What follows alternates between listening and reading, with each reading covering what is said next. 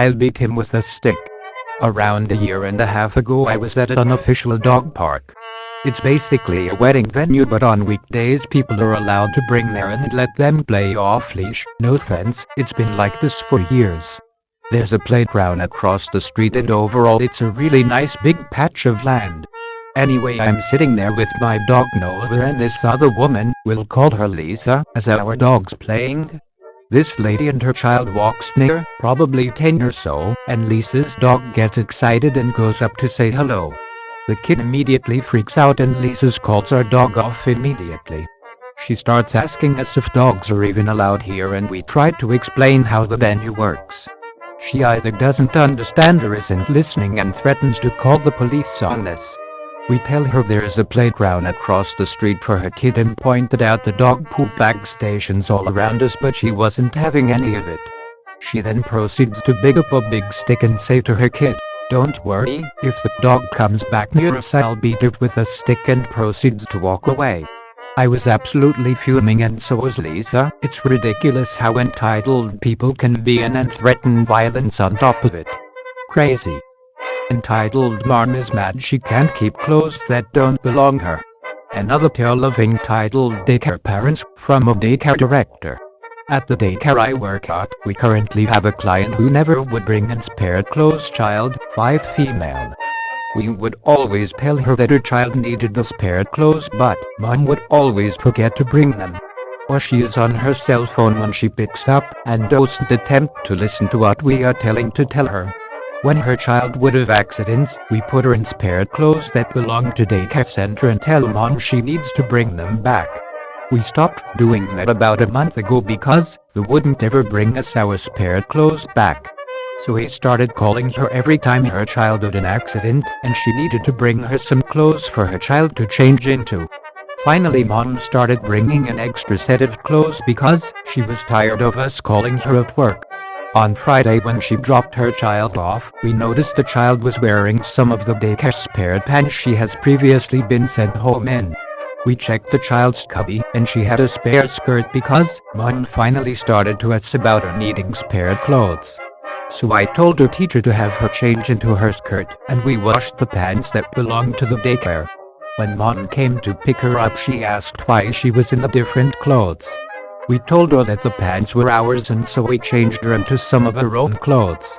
Mom had a royal fit how unprofessional we are, how we don't care about her child, and that we never should have asked for our pants back.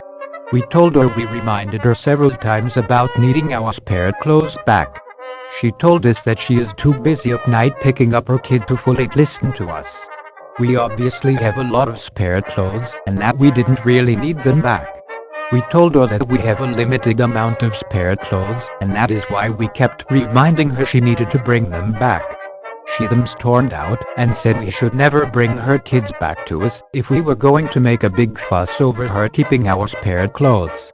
It's a shame she forgot she has to give a 2-week notice before removing her child. I'm sure she will just love the tuition note letter she will be receiving from me next week. Isn't inshallah still a parent? The story of I know the owner. So a few weeks ago me and a friend went to a quarantine is lifted happy hour together.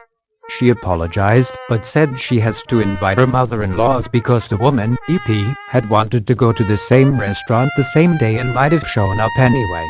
We were there for maybe 15 minutes and got our drinks and a basket of bread and placed our order for appetizers. Seated indoors in nice AC. In comes EP. We see her and my friend, let's call her Emily, waves at her. EP waves back but is still at the hostess stand for a good 10 minutes. A long time when you're sitting there trying to wonder what she's doing. We have a table. The restaurant was for sure busy as heck and had a wait. The poor hostess looked disgruntled. Finally EP comes over and sits down. I asked for a patio table. I told her I know the owner, they always take care of me. We were uncomfortable because we hadn't wanted one or to go outside at all. But she didn't ask us, she just went for it. I honestly knew this was going to get worse.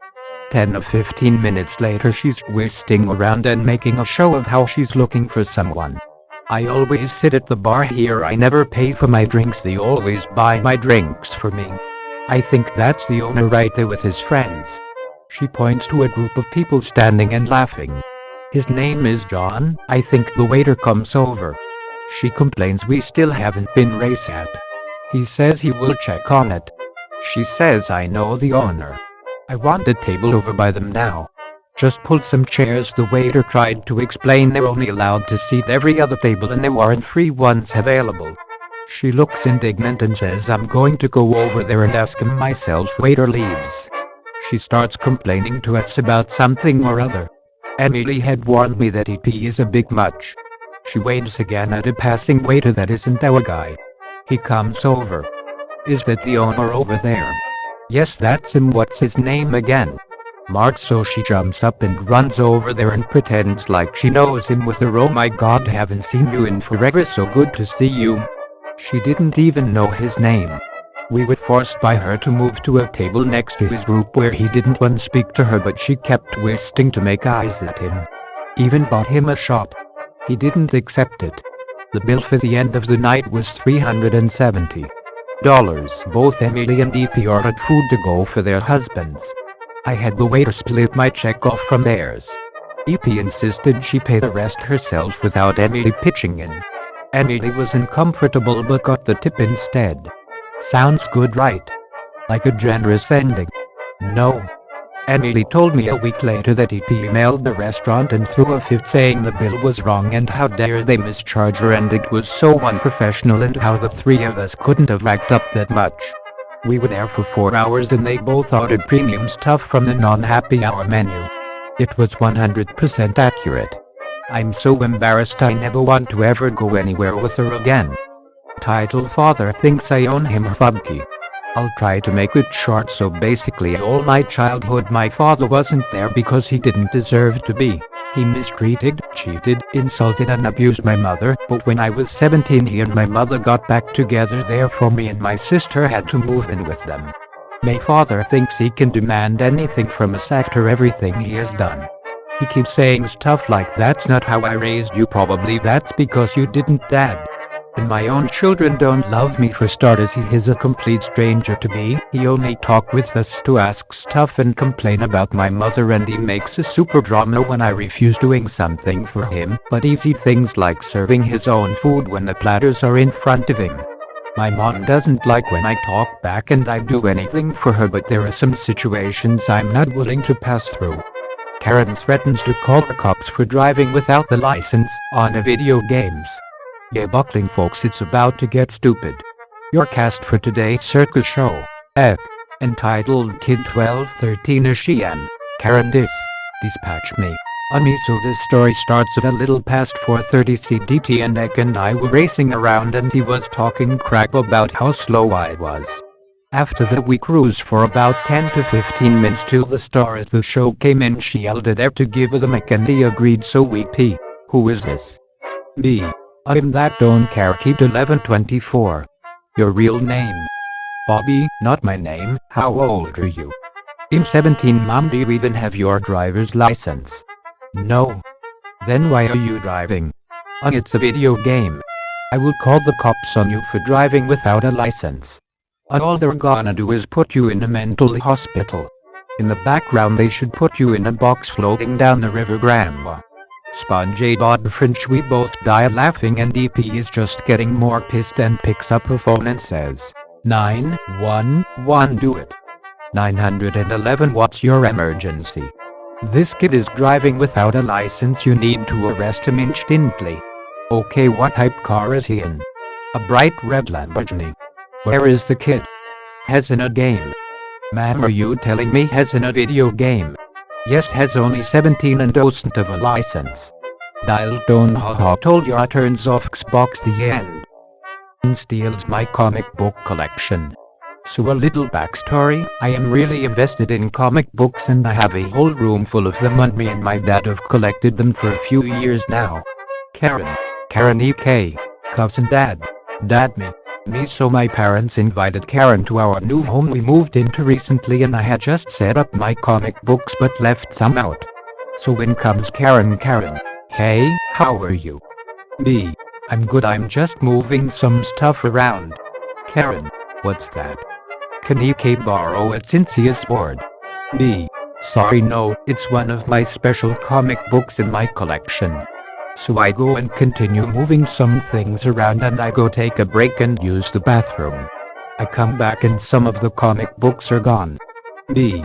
Hey Dad, where did my comic books go? They were just here.